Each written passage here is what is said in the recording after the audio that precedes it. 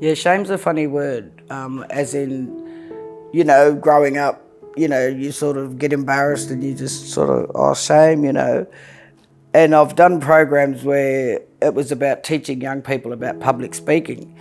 And one of the things that we addressed was shame. And they weren't allowed to say it.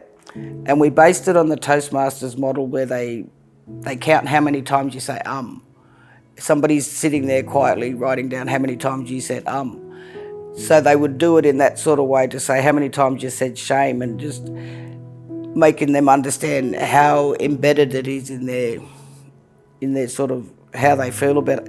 And it's not that you necessarily shame, it just became an automatic, oh, shame. You sort of trip on something, oh, shame. And we literally had to train these young people out of saying it.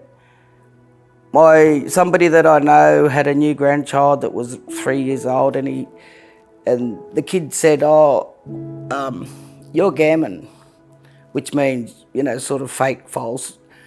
And it's another common word that we use. And this person said, now I've got to teach them how to use shame, how to use the word shame. And I'm like, no, you don't.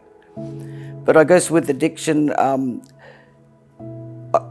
I haven't, been down that road, but I would just imagine that shame is attached to that because they're not looking their best. They're not feeling their best. They're afraid to approach their family because, their clothes are dirty or they haven't had a shower. Hearing from somebody that has also gone down that road and has turned their life around, and the supports that they've had and what made it work for them, what was that thing that clicked?